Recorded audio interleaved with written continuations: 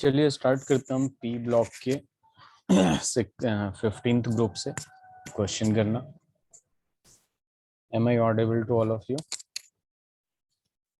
Yes, Saksham? Yes, sir. Okay. चलिए. So the decreasing order of boiling point of following hydrides is. मैं option ना देके मैं सीधे कुछ नंबर दे रहा हूँ, उसको आप लोग अरेंज कर लेंगे ना डिक्रीजिंग ऑर्डर में, yes, sir. या फिर पहले वाले में। चलिए एक बार ऑप्शन दिखाता हूँ मैं आप लोगों को, क्योंकि ऐसे SbH3, ASH3, PH3 आप लोग अपना अपना आंसर ABC करके या फिर जो भी है उसको चैट बॉक्स में भेज दीजिएगा।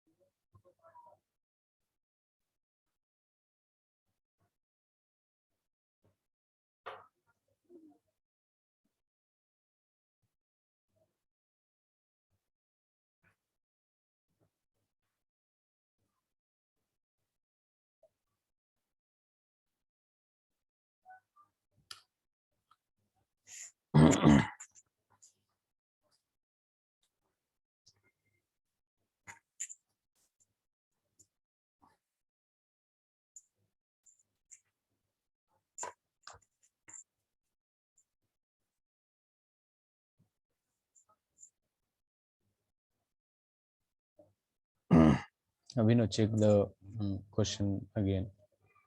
जब बॉइलिंग पॉइंट की बात होती है तो उसके साथ पॉलीमेरिक फॉर्म भी आता है, ठीक है, मॉलिक्यूलर वेट। तो जो आंसर होगा आपका विनो वो सी होगा। NH3 का जो लास्ट के दो होते हैं ना, SbH3 और BiH3, उससे कम होता है। ये बीच में आता है NH3 due to hydrogen bonding. Hydrogen bonding की वजह से ये सबसे आगे नहीं आता। हाइड्रोजन बॉन्डिंग पे डोमिनेट करता है आपका मॉलिक्यूलर वेट वगैरह। Vino, is that clear? Sir preference हम वेट को देंगे कि हाँ हाइड्रोजन देखिए, बॉन्डिंग। यहाँ पे यही बात है। ये डेटाबेस पे जब बात करते हैं तो यहाँ पे H2O में जब बात करते हैं तो सबसे ज्यादा इसको दे देते हैं, ठीक है। और यहाँ यस पे चूंकि इलेक्ट्रोनेगेटिविटी भी होता है, सबसे सेकंड मोस्ट इलेक्ट्रोनेगेटिव एलिमेंट, और प्लस में उसमें टेट्राहेड्रली हाइड्रोजन बॉन्डिंग होता है चार्ज की तरफ, तो 16 ग्रुप में H2O का सबसे ज्यादा हो जाता है। लेकिन यहाँ पे जब NH3 की बात करते हैं तो उतना ज्यादा इलेक्ट्रोनेगेटिव नहीं होता है एज कम्पेयर टू ऑक्सीजन। तो यहाँ पे इनसे ज्यादा होता है, ASH3 और PH3 से ज्यादा NH3 का होता है, और उससे कम होता है, NH3 का कम होता है SbH3 से। इसको एक बार नोट्स में देखिएगा, रिवीजन करिएगा। ओके ओके, वेरी गुड सक्षम।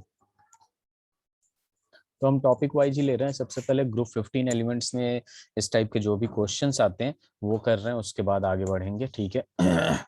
टॉपिक वाइज ये बेसिकली जितने भी क्वेश्चंस अभी 3 4 5 कराऊंगा, 3 ही क्वेश्चन, तो वो ग्रुप 15 एलिमेंट से सबसे होंगे, ठीक है। तो यहाँ पे क्वेश्चन नंबर 2 है नाइट्रोजन। चलिए मैं ये क्वेश्चन, मतलब ये तो बेकार सा क्वेश्चन है। नाइट्रोजन बेसिकली आपका क्लोरीन के साथ बस NCl3 बनाता है, ठीक है। और फास्फोरस जो होता है वो PCl3 और PCl5 दोनों बनाता है। क्यों, ऐसा क्यों होता है? सर, वैकेंट और बाइटल।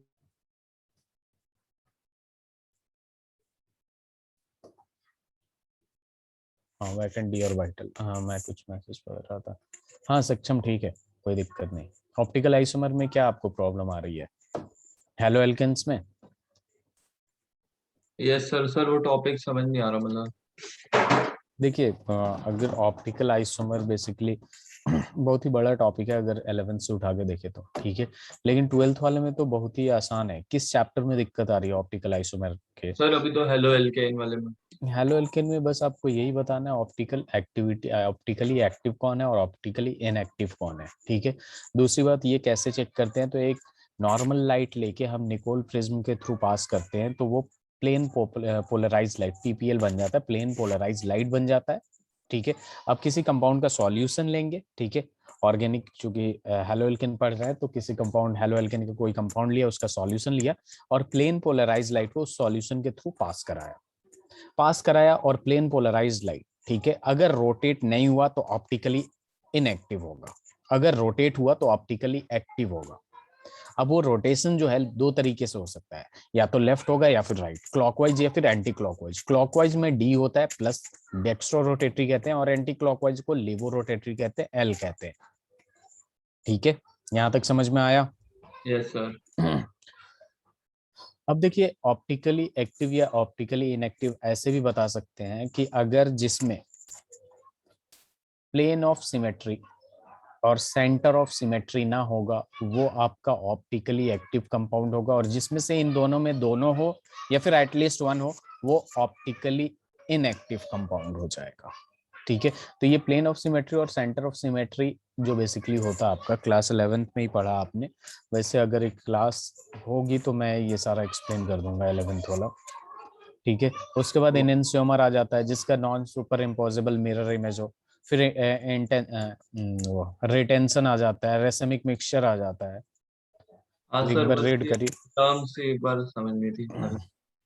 उसको एक बार रीड करिएगा जो मैं पढ़ाया हूँ, फिर हम क्लास लेंगे तो और अच्छे से समझ में आएगा आपको। ठीक है, ठीक है। हाँ, तो यहाँ पे due to absence of nitro D orbital, बिल्कुल सही बोला आपने अभिनव। क्वेश्चन नंबर 7 जो है इसमें मैंने दे दिया, on heating mixture of NH4Cl and KNO2 we get NH4NO3 KNH। ये क्वेश्चन और आप ऑप्शन लिखते जाइएगा, काफी अच्छे क्वेश्चंस होंगे इसमें। C is N2 and D is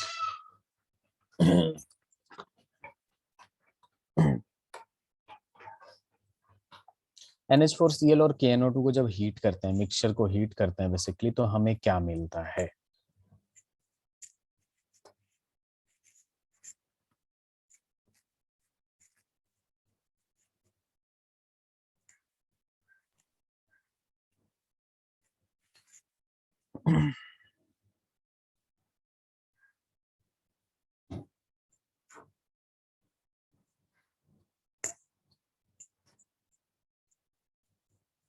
very good. Next question, nitrogen is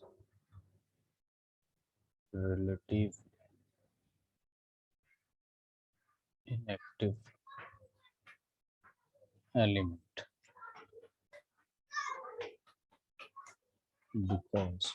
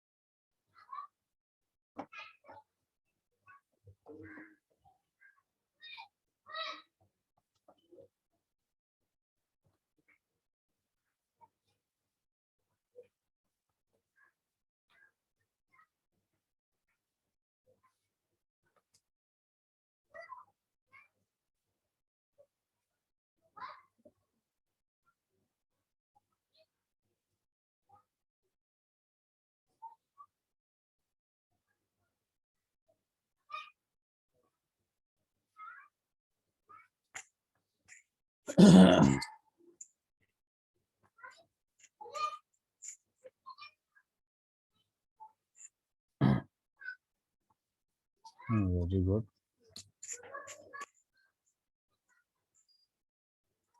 sir एक डाउट था। जी बोलिए।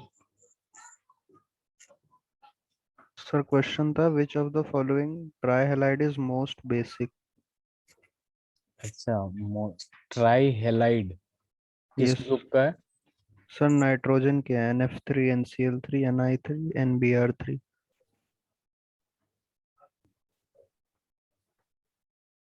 ओके।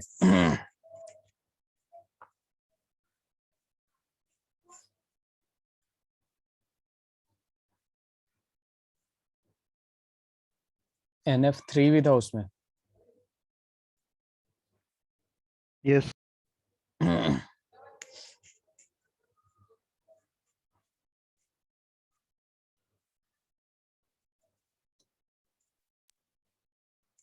सर, ज्यादा बेसिक का मतलब ये होता है ना कि वो इलेक्ट्रॉन आसानी से डोनेट कर देगा। एग्जैक्टली।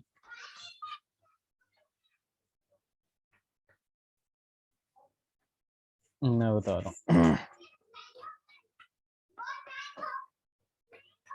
NF3 हो जाएगा, और फिर आपके पास आ जाएगा, क्या था, NCl3 NBr3 Ni3। NF3 क्यों होगा सक्षम? सर इंटर इलेक्ट्रॉनिक रिपल्शन होगा। अभिनव?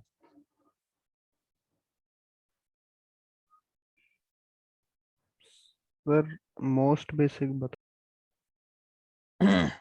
हाँ, मोस्ट बेसिक होगा तो वो इजिली इलेक्ट्रॉन डोनेट कर देगा। यहाँ पे अगर देखा जाए इस तरीके से, आपका आंसर क्या आया था?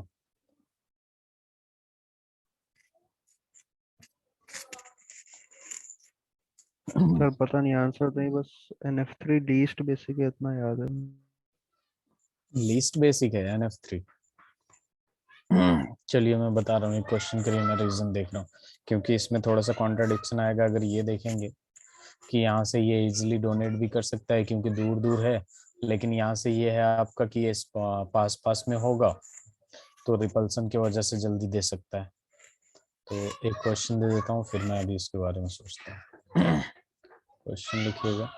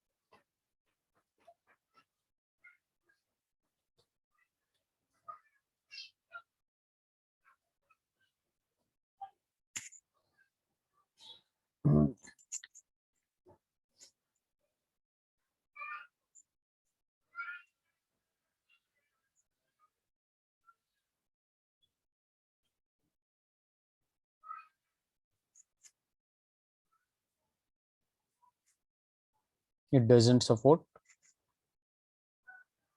कंबस्ट। Very good. चलिए नेक्स्ट क्वेश्चन लिखता हूँ, थोड़ा सा लेवल बढ़ाते हैं, मानवीय साइड चलते हैं। 3-4 क्वेश्चन दे देता हूँ लगातार, आपको लिखते जाइए।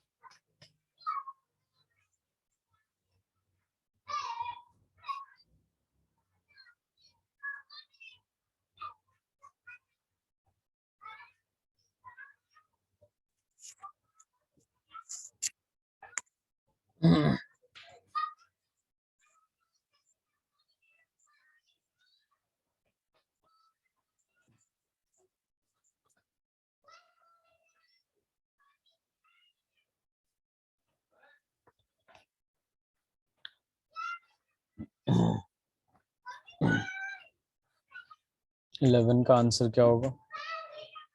सॉरी, क्वेश्चन नंबर 1 का आंसर और क्वेश्चन नंबर 2 का आंसर होता है। 2 में आप लोग ए लिखे हैं क्या? बिल्कुल सही है। फर्स्ट वाले क्वेश्चन का आंसर गलत है सक्षम।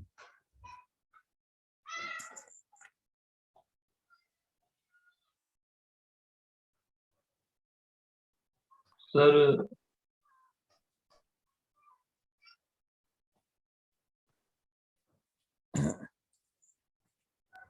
सर सी है क्या? हाँ सी है। जब हम NH4NO2 को हीट करते हैं तो N2 प्लस, अरे एक मिनट रुक जाइएगा, इसमें क्या बताना है हमें?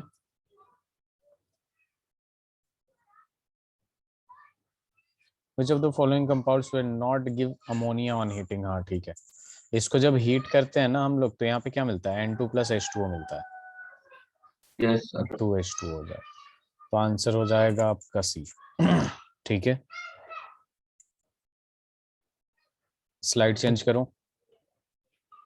यस ठीक, 2 क्वेश्चन इसी के बेस पे होगा आपका। 2 more questions अमोनिया पे।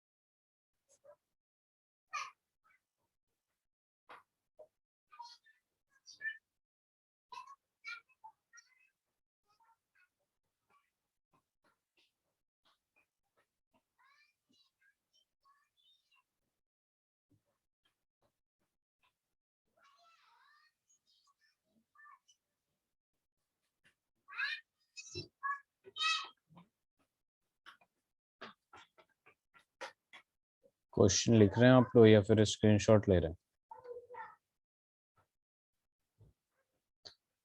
लिख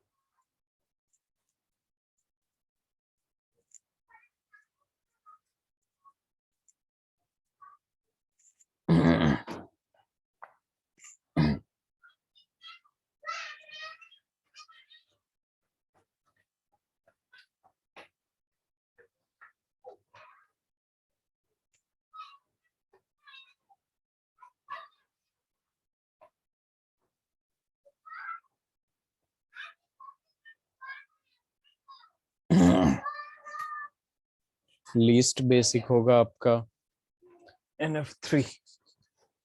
मैं एक्सप्लेन करता है क्यों।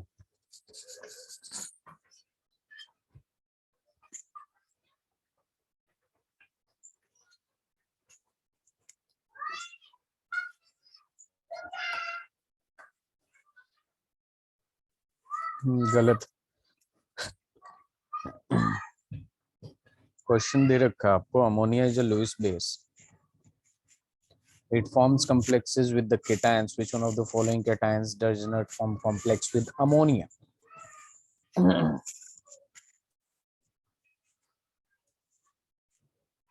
Ag बनाता है कॉम्प्लेक्स कंपाउंड, कॉपर भी बनाता है, कैडमियम भी बनाता है, लेकिन अमोनिया ये Pb जो है इसके साथ नहीं बनाता है, तो answer will B D. Copper वाला तो इसका है, कॉपर वाला मैंने एक रीजन लिखवाया था जिसमें CuNH3 का होल 4 बना रहा था, यस सर। ठीक है। वैसे ही आपका Ag भी बना रहा था, AgNH3 का होल ट्वाइस, ठीक है, ऐसे बनाता है। और कैडमियम इसमें भी, ये हाँ रीजन था क्या कि वो डी ब्लॉक वाले के साथ ही बनाता है बस? एग्जैक्टली हाँ, ये भी कह सकते हैं। लेड किधर आता है? सर डी में नहीं आता है ई में आता है, ई में आता है। Yes sir. चलिए ठीक है, सक्षम आगे बढ़े। यस तो उसी पे ये वाला काफी इंपॉर्टेंट क्वेश्चन है ये अमोनिया का, ठीक है, जिसमें कॉम्प्लेक्स कंपाउंड बनाता है। उसका एक और सवाल दे देता हूँ मैं, साथ साथ में लिखिएगा। Ammonia is used in detection of Cu+2 ion because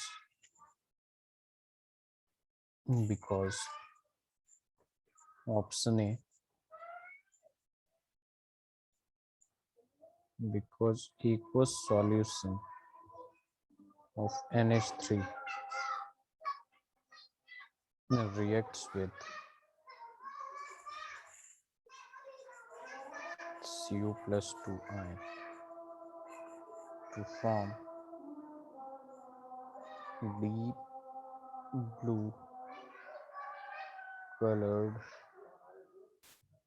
complex।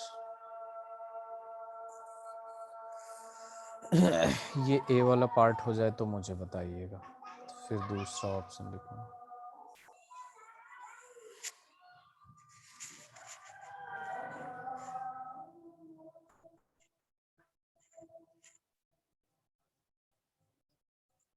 अभी बी सी कुछ नहीं आया, आपका ऑप्शन यही सही हो गया।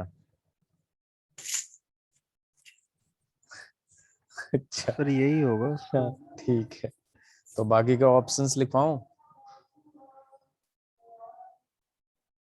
No sir, answer B. क्योंकि NH3 का ये तो बताया गया था, इसमें मैंने स्टार भी लिख करवाया था, ये इंपॉर्टेंट है काफी ज्यादा, ठीक है।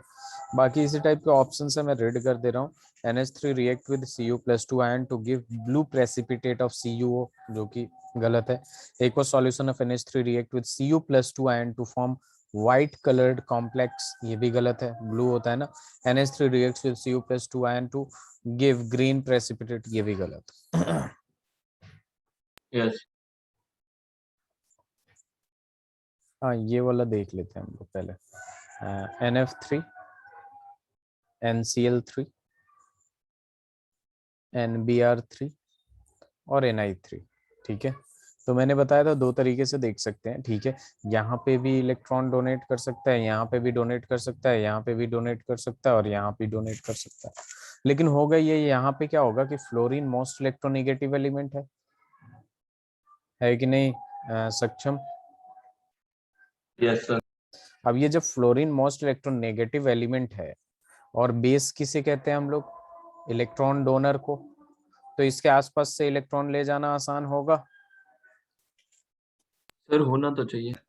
अरे कैसी बात कर रहे हैं आप, होना तो चाहिएगा क्या मतलब? मैं बहुत ज्यादा इलेक्ट्रोनेगेटिव का मतलब क्या होता है? मैं इलेक्ट्रॉन को सबसे ज्यादा स्ट्रांगली होल्ड करके रखूंगा, तो मुझसे आसानी से इलेक्ट्रॉन लेके चले जाएंगे क्या आप? नहीं सर। हाँ, तो ऐसे बोल रहे हैं। तो यहाँ पे फ्लोरीन जो होगा बेसिकली मोस्ट, देखिए साइज छोटा है, रिपल्सन है, हर जगह थोड़ा बहुत रिपल्सन है, यहाँ पे मोस्ट रिपल्सन ज्यादा है, इस बात को मैं मान रहा हूँ, ठीक है। लेकिन यहाँ पे क्या होगा कि at the same time fluorine most electronegative element होने की वजह से इलेक्ट्रॉन को जल्दी डोनेट नहीं करने देगा, और इलेक्ट्रॉन डोनर ही तो अपने बेस होते हैं। तो डाउन द ग्रुप क्या हो जाएगा आपका? सबसे ज्यादा बेसिक हो जाएगा, फिर ये हो जाएगा, फिर ये हो जाएगा, फिर ये हो जाएगा कि नहीं अभिनव? सर मतलब इलेक्ट्रोनेगेटिविटी पे डिपेंड कर रहा हाँ, इलेक्ट्रोनेगेटिविटी पे डिपेंड करेगा। है। ओके। हाँ, चलिए नेक्स्ट क्वेश्चन पे बढ़े, इसे चेंज करूं। Yes sir. यस। चलिए, तो सवाल कुछ ऐसा है, कंसीडर द फॉलोइंग रिएक्शन। आपको बैलेंस करने के भी लिए आज आज आ सकता है, जैसे कि मैंने सिखाया था आपको, इसकी टोपी उसकी सर याद है। यस सर, ऑक्सीडेशन स्टेट वाला। हाँ, रेडॉक्स रिएक्शन वाला बेसिकली। तो देखिए बेसिकली यहाँ पे मैंने क्या दे दिया कि consider the following sequence of conversion 2NO plus O2। ठीक है, एक रिवर्सिबल रिएक्शन हो रहा है जिसको ये कन्वर्ट कर रहा है 2NO2 में, और इधर से कूल कर रहा है और इधर से क्या कर रहा है, हीट कर रहा है। इधर से हीट इधर से कूल, तो ये कन्वर्ट हो रहा है N2O4 में। अब यहाँ पे इसको मान लिया ये X, यहाँ पे मान लिया इससे Y, और ये रहा आपका Z। ठीक है, तो सवाल कुछ ऐसा है, X, Y and Z can be described as can be described as A option है, यहाँ पे लिख देता हूँ सबके लिए, X, Y, Z, colourless, brown, Y brown plus paramagnetic, ये कलरलेस डायामैग्नेटिक। दूसरा ऑप्शन देने चलते हैं हम लोग, बी ऑप्शन। बी ऑप्शन में इसे दे दिया ब्राउन, इससे दे दिया कलरलेस डायामैग्नेटिक, डायामैग्नेटिक, और इधर दे दे दिया मैंने ब्राउन और पैरामैग्नेटिक।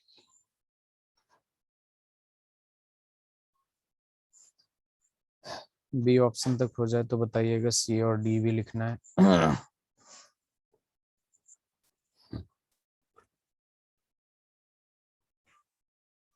डन। डन, सक्षम,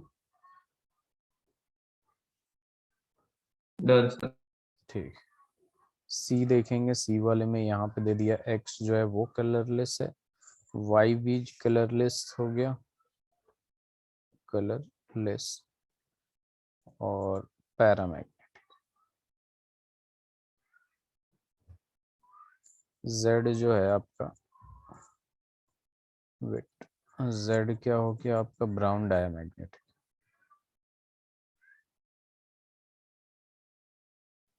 डी ऑप्शन लिख लेते हैं, डी में भी इधर ब्राउन कर दिया, ये ब्राउन विद पैरामैग्नेटिक, और ये ब्राउन विद डायामैग्नेटिक।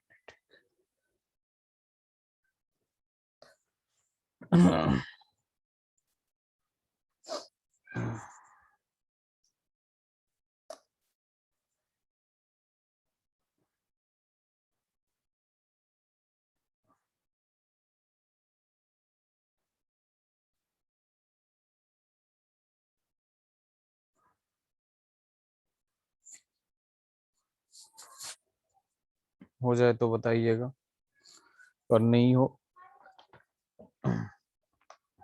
तो भी बताइएगा। Very good. तो इसमें क्या होता है बेसिकली, ये वाला जो पार्ट होता है ये तो कलरलेस होता है। ये NO2 जो होता है ऑड इलेक्ट्रॉन मॉलिक्यूल होता है, जिसकी वजह से ये क्या होगा, पैरामैग्नेटिक होगा, और ये ब्राउन कलर का होता है, और उसके बाद ये डायामैग्नेटिक हो जाता है कलरलेस। तो आंसर इज ए। याद था या फिर कहीं से टाप लिया आप लोगों ने? सर ब्राउन याद था तो वही एक ऑप्शन था। कौन सा ब्राउन था? सर एक सौ वाई था ब्राउन। अच्छा अच्छा। Which oxide of nitrogen is obtained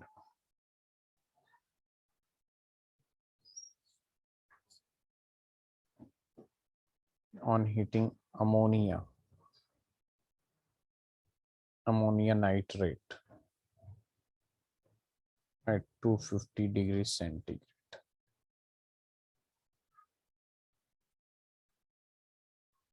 Nitric oxide, nitrous oxide, nitrous oxide, nitrogen dioxide,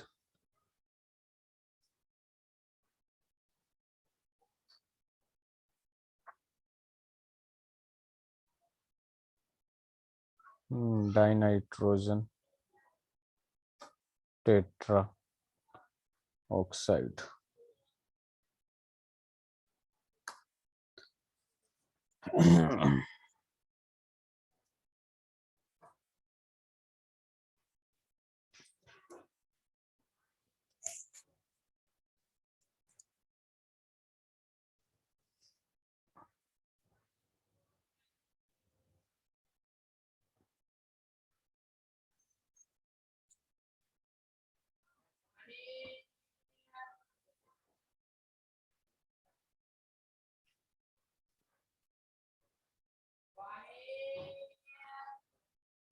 nitric oxide का फॉर्मूला N2, ठीक।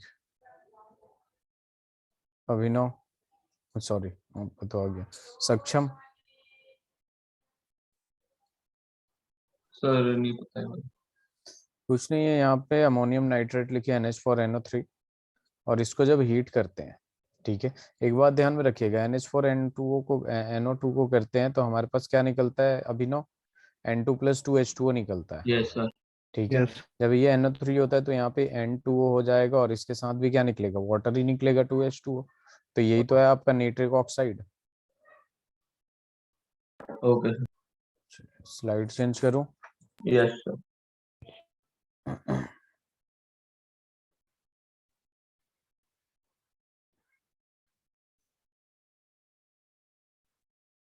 Which of the following oxides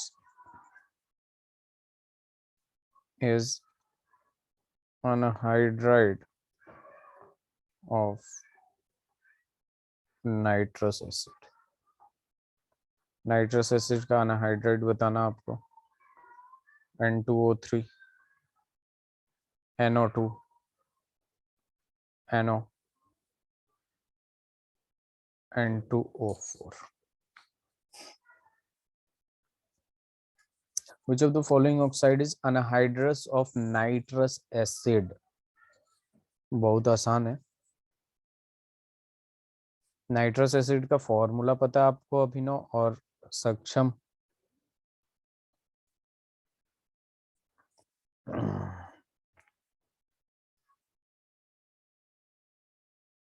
sir HNO3। वो नाइट्रिक एसिड होता है ना। नाइट्रिक एसिड क्या होता है फिर? अच्छा sir nitrous HNO2। HNO2।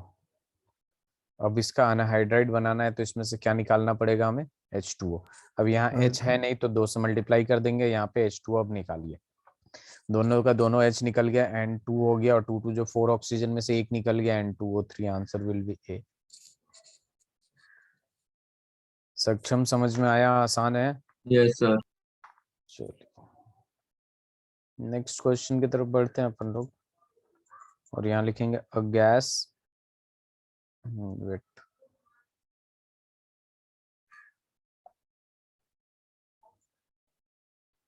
a gas X is obtained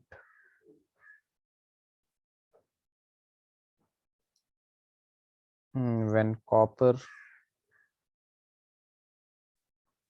reacts with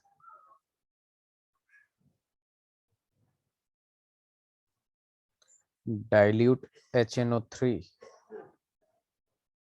The gas thus formed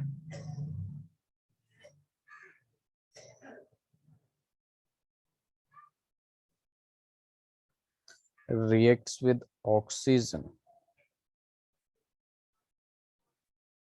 to give brown fumes of Y. Y, when dissolved in water, gives an important acid Z, and the gas X.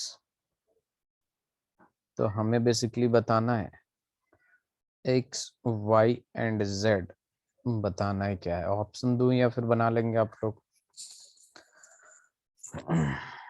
बना ले। Very good.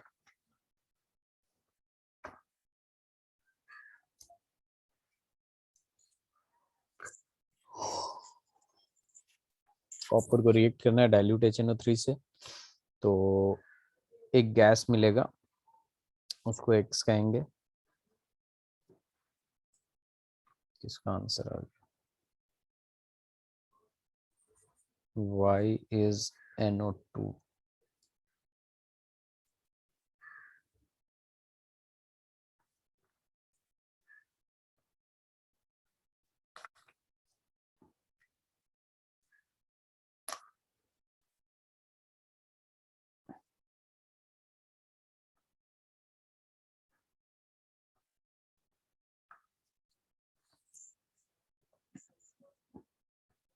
Y is great.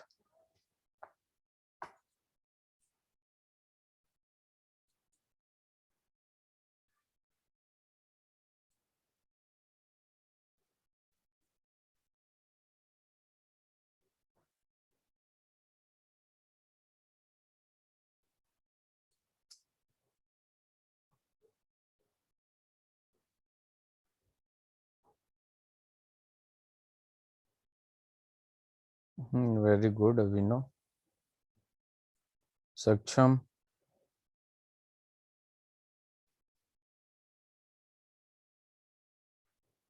Sir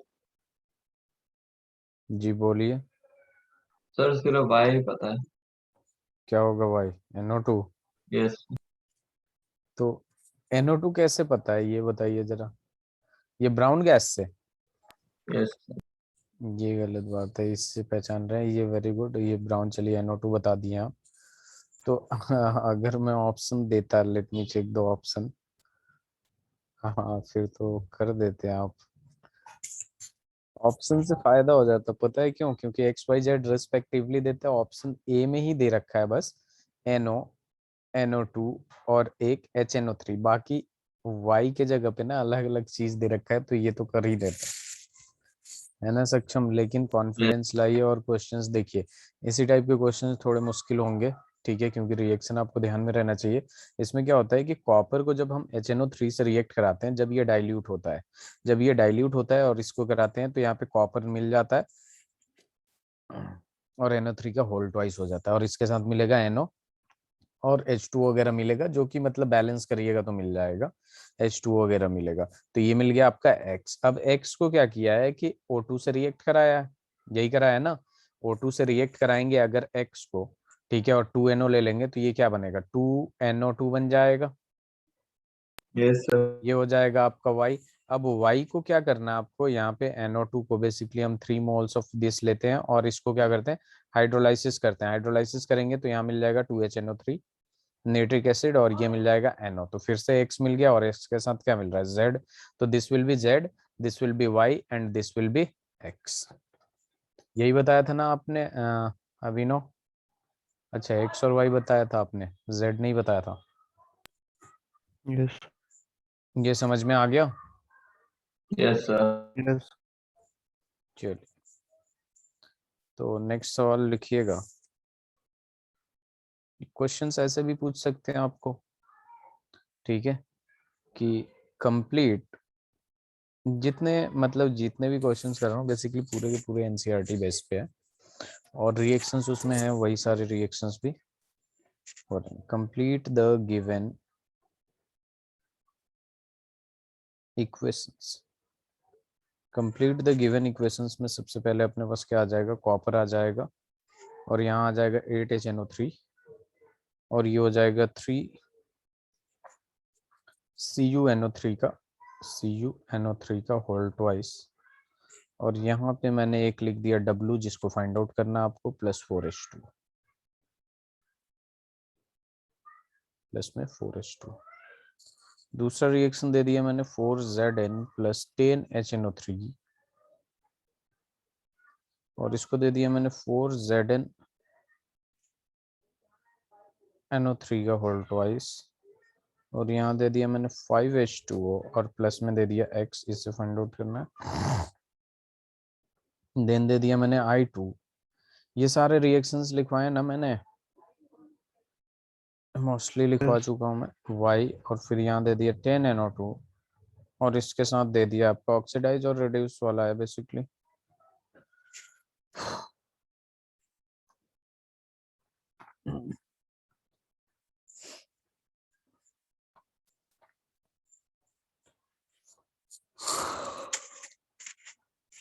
ये NO कहाँ से दिमाग में आया सक्षम? Sir पिछली रिएक्शन कॉपर HNO3 से रिएक्ट करा है तो ये आ जाएगा NO, बिल्कुल सही। W हो गया अपना NO।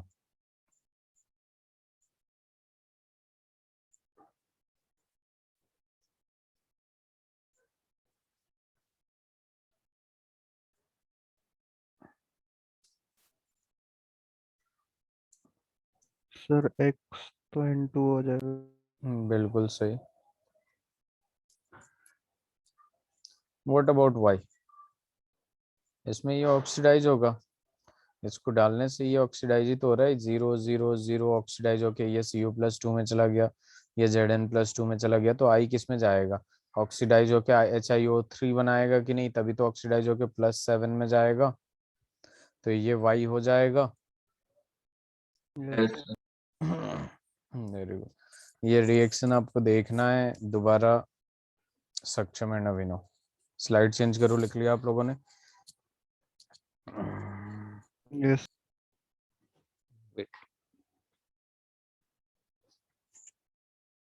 चलिए, तो यहाँ पे अपने पास क्या आ रहा है? चलिए, एक बहुत ही आसान सवाल सक्षम आपके लिए। Atomicity of phosphorus, atomicity of phosphorus क्या होगा सक्षम?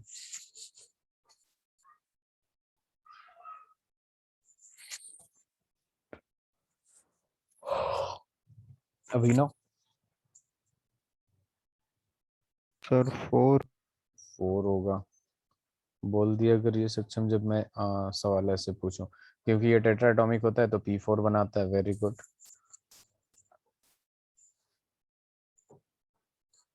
चलिए, नेक्स्ट सवाल है द स्ट्रक्चर। सर ऐसे सल्फर का पूछे तो 8 होगा। हाँ, उसमें देखिए सल्फर जो बेसिकली होता है S6 में भी होता है, S2 में भी होता है, S8 में होता है, लेकिन इसमें ज्यादा स्टेबल होता है, क्राउन होता है, ठीक है। तो S8 हो जाएगा। ये Yes. अगर S6 दे रखा है तो इसको ले लेंगे चेयर फॉर्म, है ना। Structure Okay. Of white phosphorus. White phosphorus structure का कैसा होता है? ए जो दे रखा है स्क्वायर प्लेनर दे रखा है, बी जो दे रखा है आपको पिरामिडल दे रखा है, सी जो दे रखा है आपका tetrahedral, and D is trigonal planar.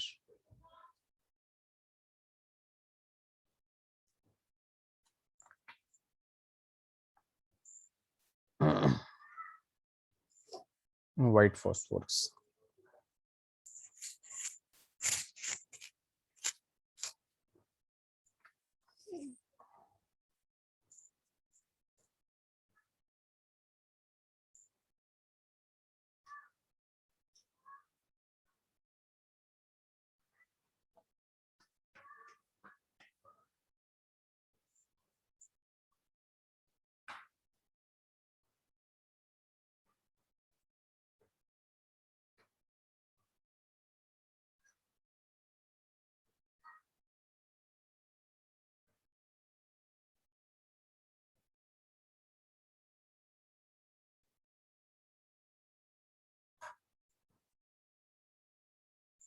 Each of the following is true for white and red phosphorus. White and red phosphorus, except that they are both soluble in CS2. B option, can be oxidized by heating air.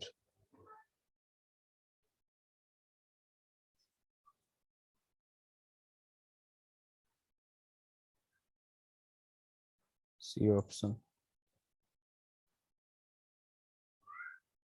consist of same kind of atoms. D is can be converted into one another. गलत है सक्षम।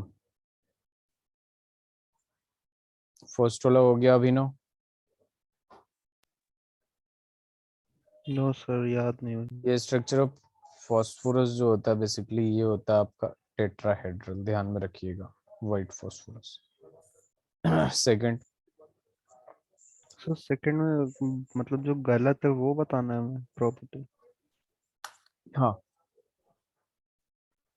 इसमें दे रहा each of the following is true for white and red phosphorus except that they are both soluble in CS2, can be oxidized by heating air।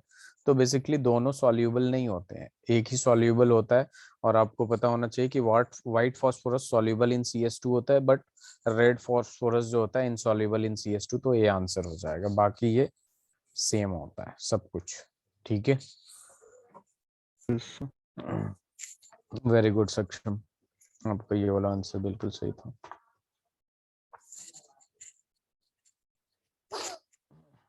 अच्छा, phosphine board वाले ने delete कर दिया है क्या? Yes sir. अच्छा, यस चलिए sir. फिर भी एक सवाल लिख लेते हैं हम लोग इस पे, फॉस्फिन पे।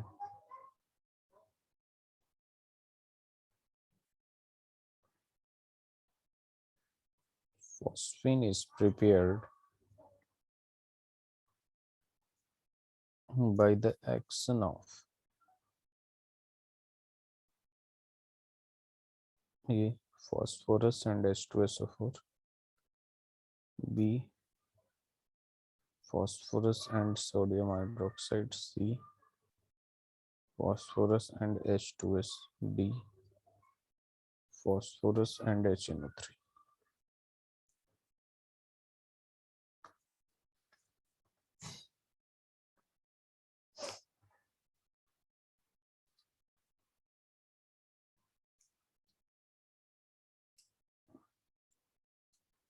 फॉस्फिन का फॉर्मूला क्या होता है? PH3। ये याद है या Yes. बताऊं? ये वाला रिएक्शन लिख दे रहा हूँ अगर याद नहीं तो। P4 हम लेते हैं basically, phosphine is prepared. White phosphorus लेते हैं हम लोग, और व्हाइट फॉस्फोरस में सोडियम हाइड्रोक्साइड डालते हैं। ठीक है, caustic soda in the presence of water, water में डाल के। तो आपका यहाँ पे मिलेगा फॉस्फिन PH3, और यहाँ पे मिल जाएगा सोडियम हाइपोफॉस्फाइट NaH2PO2। इसको क्या कहते हैं? Sodium hypophosphite.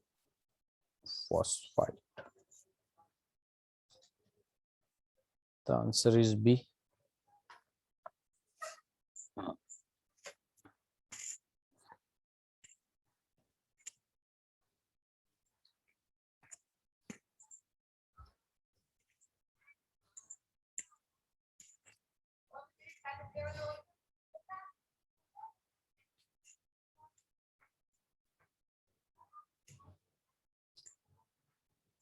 हो गया। Yes, sir. Wait. Okay, waiting section.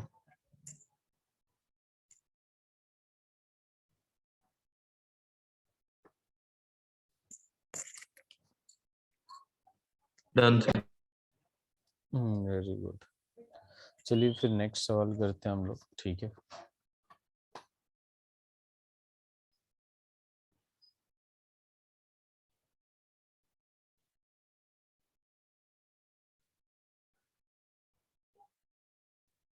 A translucent white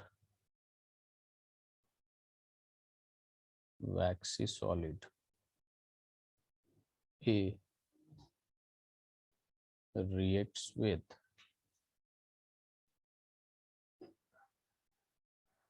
excess of chlorine to give a yellowish white powder. B reacts with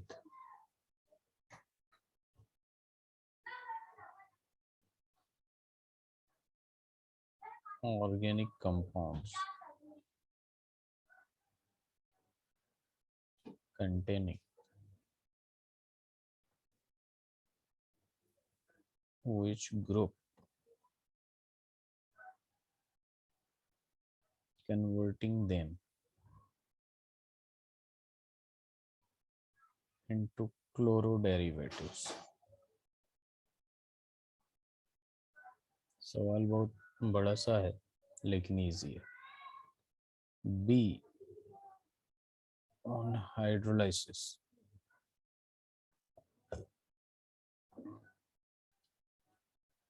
gives C and is finally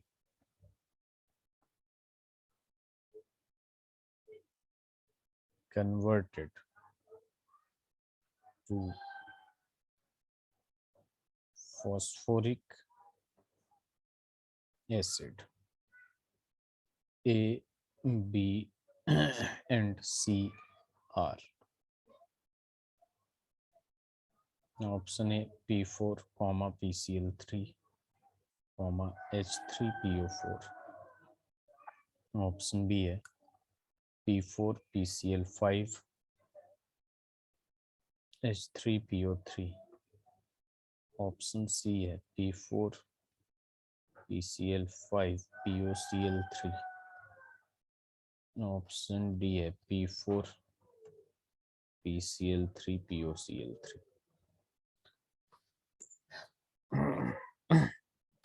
ये जितने बड़े sentence वाले होते हैं उतना ही आसान होते हैं। A translucent white waxy solids A react with excess of chlorine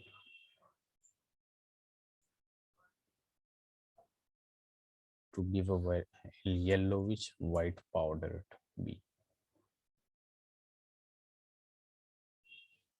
B reacts with organic compounds containing OH, converting them into chloroderivatives. Okay. Sir A तो वाइट फास्फोरस हो, फॉर्मूला क्या होगा? P4। P4 है, हाँ P4 ही होता है।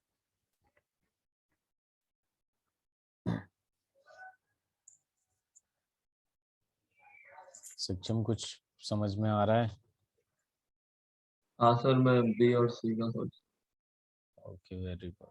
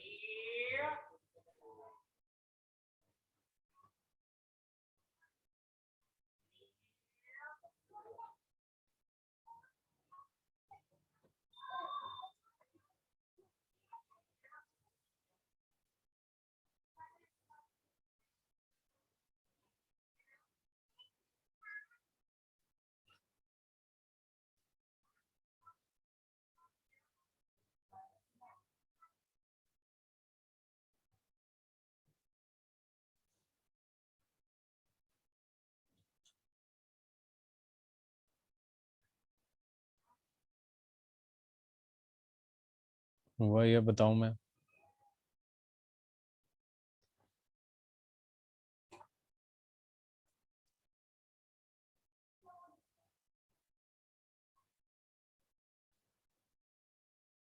गलत है बी तो।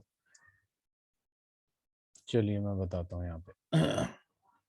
इसलिए ये इनऑर्गेनिक में कलर वगैरह भी इम्पोर्टेंट होते हैं, ठीक है।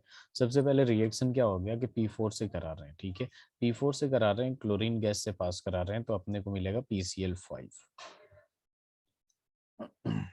PCl5 मिलेगा, यहाँ पे 10Cl2 कर रहे हैं, ये बैलेंस हो गया, PCl5 मिल गया। ठीक है, तो ये हो गया अपना A और ये हो गया अपना B।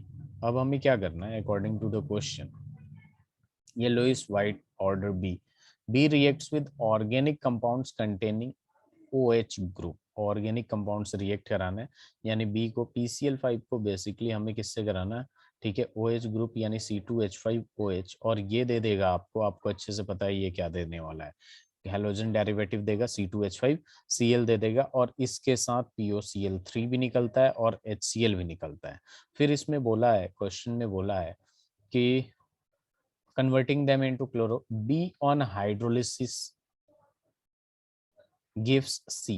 B को हाइड्रोलाइसिस करिए जरा, B को क्या है, PCl5B है, तो PCl5 को जब हम लोग हाइड्रोलाइसिस करते हैं यानी H2O डालते हैं इसमें, तो ये इसमें कन्वर्ट होता है POCl3 + 2HCl, ठीक है। तो यहाँ पे जो ये CAB निकल गया, तो ये आपका C है। तो यहाँ पे दे रखा है कि B on hydrolysis gives C and is finally converted to phosphoric acid phosphoric acid AB and CR। तो ये रहा आपका, ठीक है। अगर POCl3 को दोबारा मतलब ये अगर वाटर में ही प्रेजेंट है तो H2O में कन्वर्ट हो गया, ये किस में, फॉस्फोरिक एसिड में कन्वर्ट हो जाता है, H3PO4 और 3HCl भी बाहर निकल जाता है। तो ये रहा आपका C, ये रहा आपका B और ये रहा आपका A। अभिनव, सर सक्षम समझ में आया या Yes. ऊपर से गया? ठीक, हो जाए तो बताइएगा आप लोग।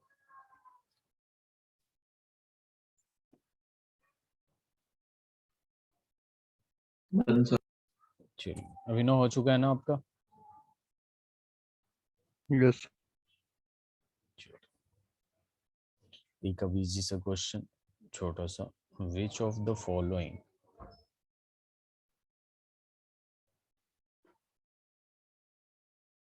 is not correctly matched। Option A में दे रखा है PCl5 sp3 hybridization, PCl3 sp3 hybridization, PCl5 solid में PtCl4 positive into PtCl6 negative, और डी है PCl5 ब्राउनिश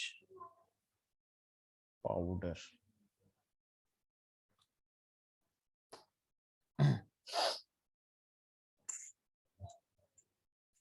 Sir, D. क्योंकि PCl5 जो होता है वो कैसा होता है, येलोविश वाइट पाउडर होता है। कैसा होता है, येलोविश यस वाइट पाउडर। तो यहाँ गलत दे रखा है, तो आंसर डी इज करेक्ट। ठीक है, स्लाइड चेंज करूं? यस सक्षम, Yes, sir. एक बड़ा सा क्वेश्चन प्रीवियस वन की तरह।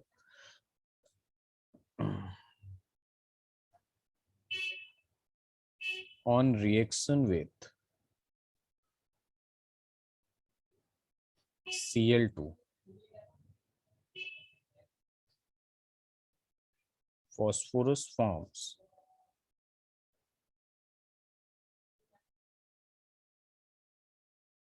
two types of halides, A and B। Halide A is yellowish white powder, but halide B is colorless, oily liquid.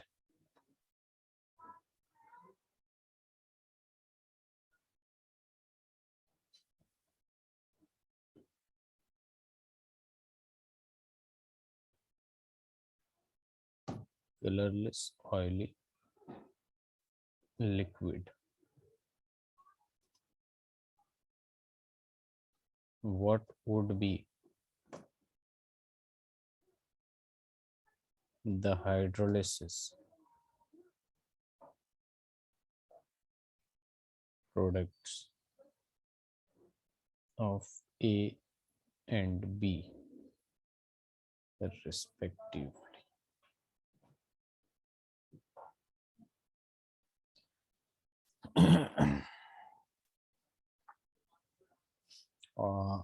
सक्षम पहले क्वेश्चन पूरा देख लिया जाता है, उसके बाद आंसर दिया जाता है। बिल्कुल गलत जवाब।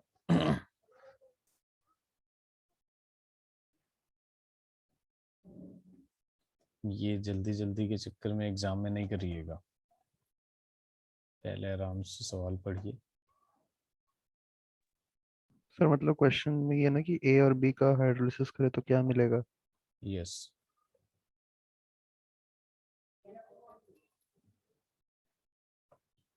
सक्षम समझ में आया? Yes sir. क्वेश्चन में क्या पूछा और आपने जवाब क्या दिया है, देखा आपने? हाँ सर। तो ऐसे जल्दी जल्दी के चक्कर में आपका एक्यूरेसी खराब हो जाएगा, और एक्यूरेसी सही नहीं है तो फिर बहुत ही बेकार, मतलब मार्क्स बहुत कम हो जाते हैं, जितने आने वाले रहते हैं उससे भी कम हो जाता है।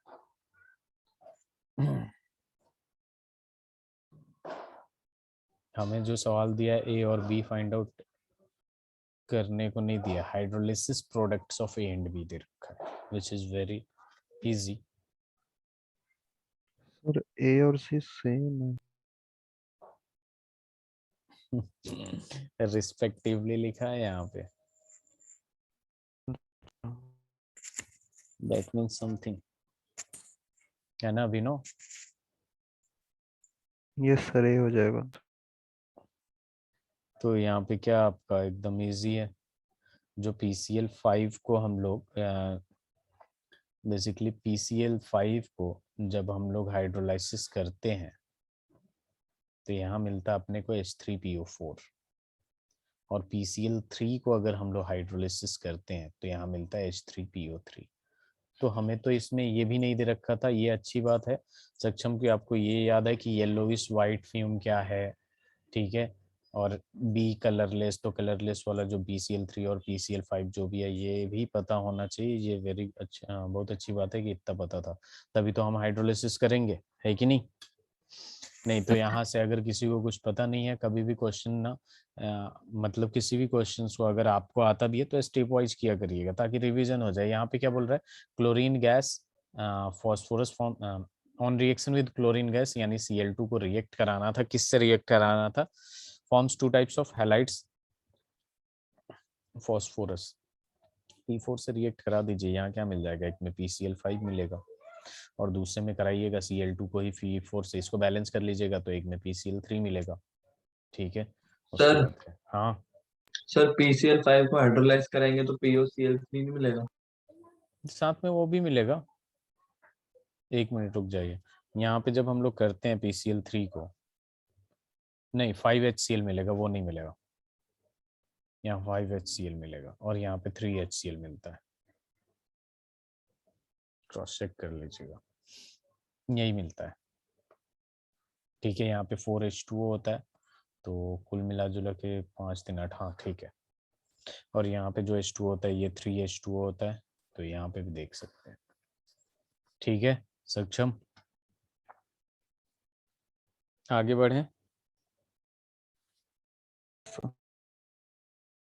That's good. तैयारी कैसे चल रही है आप लोगों का? एक मिनट प्लीज, मैंने क्वेश्चन लिखा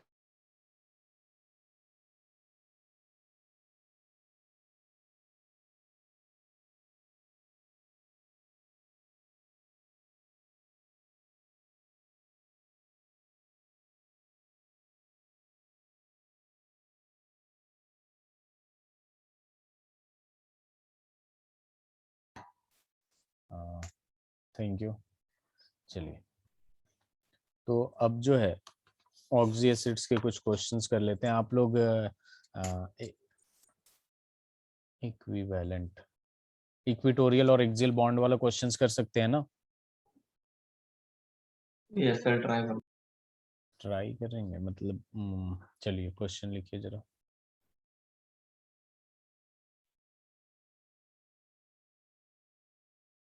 Which of the following statement is not correct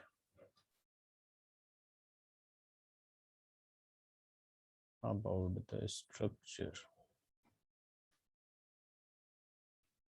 of PCl5? PCl5 has a trigonal bipyramidal structure. 3 equatorial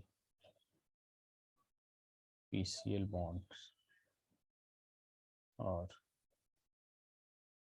equivalent. The two axial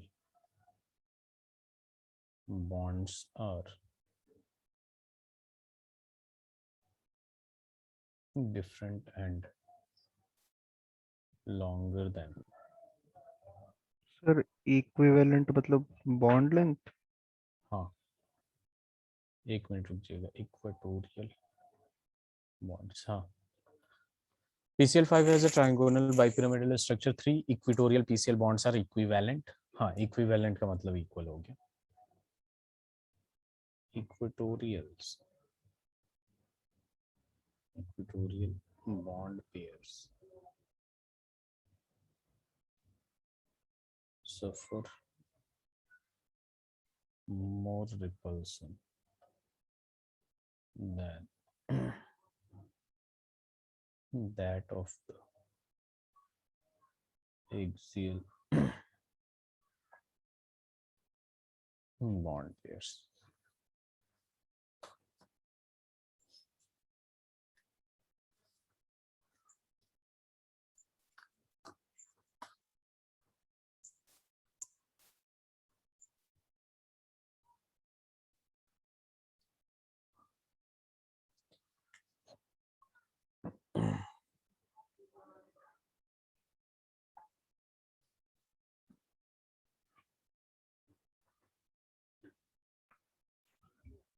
sir D. D होगा। एक्सियल बॉन्ड जो होता है वो ज्यादा लार्जर होता है इक्वेटोरियल से, है ना। और यहाँ लिखा है इक्वेटोरियल बॉन्ड सफर मोर रिपल्सन। नहीं, ऐसा नहीं होता है। जो एक्सियल बॉन्ड होता है ना, रिपल्सन की वजह से वो थोड़ा लॉन्ग डिस्टेंस पे चला जाता है, ठीक है। ये ऐसे ऐसे ऐसे, सॉरी, ये ऐसे रहता है, ठीक है। और ये एक्सियल वाला आ जाता है ये ऐसे। तो ये रिपल्सन की वजह से इधर से भी रिपल्सन होता है, इधर से भी रिपल्सन होता है, इधर से भी, इधर से भी और इधर से भी, ठीक है। तो ये लॉन्गर हो जाता है। तो यहाँ पे लिखा है इक्विटोरियल बॉन्ड सफर मोर रिपल्सन। ऐसा नहीं होता, एक्सियल बॉन्ड रिपल्सन ज्यादा सफर करता है, ठीक है। सक्षम? Yes sir. चलिए आगे बढ़े। Slide yes. चेंज करूं? ठीक है। Yes sir. तो चलिए क्वेश्चन अब ऐसा है कि match the column 1 and column 2। Column 1 और कॉलम 2। कॉलम 1 में ए पे आ जाएगा आपके पास लाफिंग गैस, बी पे अपने पास आ जाएगा अनहाइड्राइड ऑफ HPO3, सी पे अपने पास आ जाएगा anhydride of HNO3, anhydride of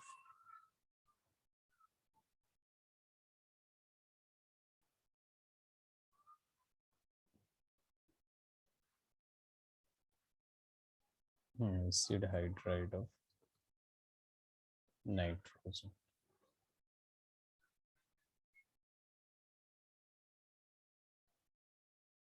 hydrazoic acid, nitrous acid oxide,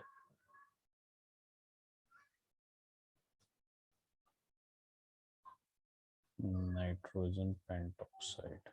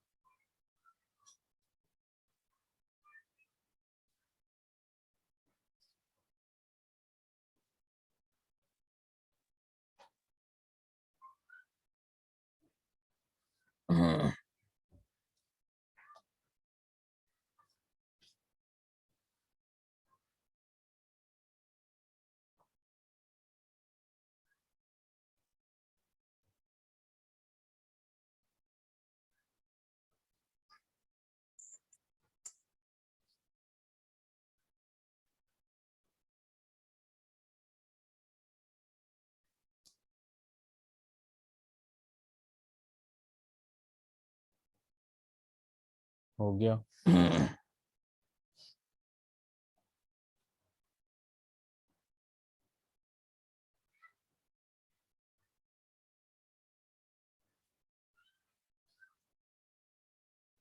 सक्षम, क्या आप ये कहना चाहते हैं?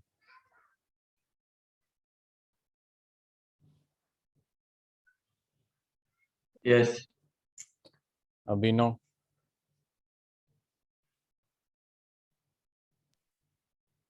यस सर, यही होगा। सर, वैसे एक बार डी बता दो। क्या सर वो D? D. Acid anhydride of nitrogen जो होता है बेसिकली, इसी को कहते हैं हम लोग हाइड्रोजोइक एसिड। मैं इसका फॉर्मूला लिख देता हूँ। एक क्वेश्चन लिखिए, फॉर्मूला लिख देता हूँ मैं। सर नाइट्रोजन पेंटॉक्साइड और डाई नाइट्रोजन पेंटॉक्साइड सेम ही होता है। मैं अभी सबका फॉर्मूला लिख देता हूँ। Which of the following is tetrabasic? यह बहुत ही आसान है।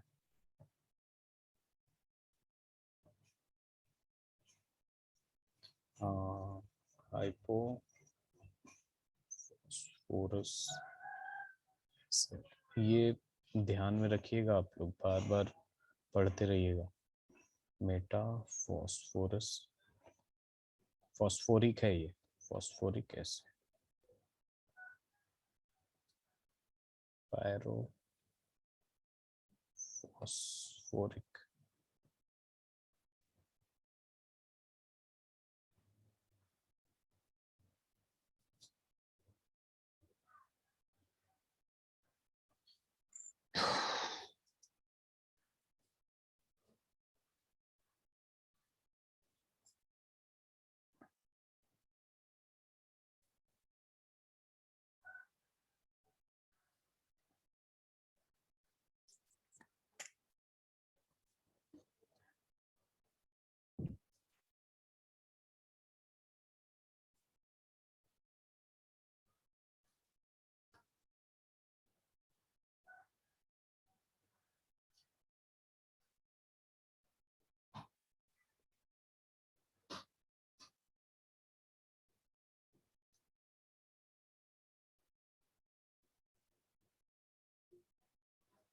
हाँ आप क्या कह रहे हैं?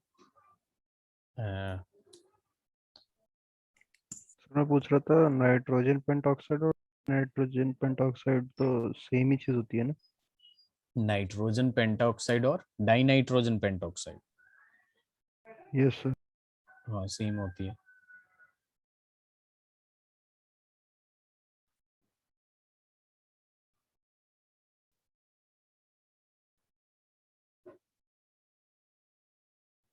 दोनों का मतलब सेम ही होता है, डाई नाइट्रोजन या नाइट्रोजन। तो यहाँ पे HN3 जो होता है बेसिकली, ठीक है, ये होता है hydrazoic acid. Acid anhydride of nitrogen, और नाइट्रस एसिड ऑक्साइड पता है, ये भी पता है, ये भी पता है। तो आपका जो डाउट था अभिनव क्लियर हो गया? यस, और सर टेट्रा बेसिक मतलब 4H+ जो दे हाँ, सकता है। 4H+ जो देगा उसको टेट्रा बेसिक कहते हैं। आपका आंसर सही है, आई थिंक सी डाला है ना आपने? हाँ ठीक है सक्षम, वेरी गुड। पायरोफॉस्फोरिक एसिड जिसमें होगा आपका पायरोफॉस्फोरिक, वही होगा आपका टेट्रा बेसिक।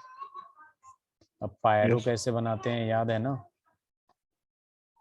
Sir, H4P2O7। हाँ ये होता है, और इसमें 4 OH ग्रुप आते हैं, एक OH पी पे 4 2 आएंगे और इधर से 2 आ जाएंगे। ठीक है, यस तो देखिए हम लोग ऑक्सा एसिड्स ऑफ फास्फोरस तक ऑलमोस्ट क्वेश्चन कर चुके हैं। ठीक है, ग्रुप 16 करेंगे, उससे पहले हम लोग क्या करेंगे? ठीक है, सैटरडे में अपना जो क्लास होगा उसमें एल्डिहाइड पढ़ेंगे। ठीक है, और संडे में यस क्वेश्चन ऐसे ही कर लेंगे। ठीक है सक्षम? Yes sir. सर, बाकी पी हम लोग, ब्लॉक ही होगा संडे को। हाँ हाँ पी ब्लॉक और अच्छे से कर लीजिएगा, मैं 15 में बहुत टाइम ले चुका हूँ।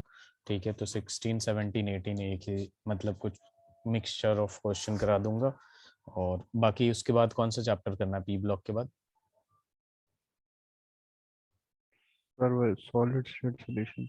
चलिए ठीक है, सी यू ऑन सैटरडे। सर बीच में एक डाउट क्लास भी करवा देना। ठीक है, आप निष्कर्ष सर से बात कर लीजिएगा सक्षम, टाइमिंग के लिए। ओके। सर आप ओके, क्वेश्चंस कौन सी बुक से लेते हो? क्वेश्चंस कौन सी बुक से लेते हैं लाइक, मतलब मैं कहाँ से क्वेश्चन कराता हूँ? Yes sir. मेरे पास बहुत सारे बुक्स हैं, एक तो वो मतलब बोर्ड लेवल वाला MTG का उठा लेता हूँ, ठीक है, या फिर एग्जाम आइडिया, ठीक है, नीट का प्रीवियस ईयर्स है, जेई है, ठीक है, एन अवस्थी वगैरह, मतलब कहीं से भी जहाँ से भी क्वेश्चन अच्छे लगते हैं मैं कुछ कुछ क्वेश्चंस पिकअप कर लेता हूँ। वैसे आज का क्वेश्चन पूरा बोर्ड पे था, मैंने पहले ही बोल दिया था, तो वो MTG से था, फिंगर NCERT फिंगर टिप्स करके जो क्वेश्चन था।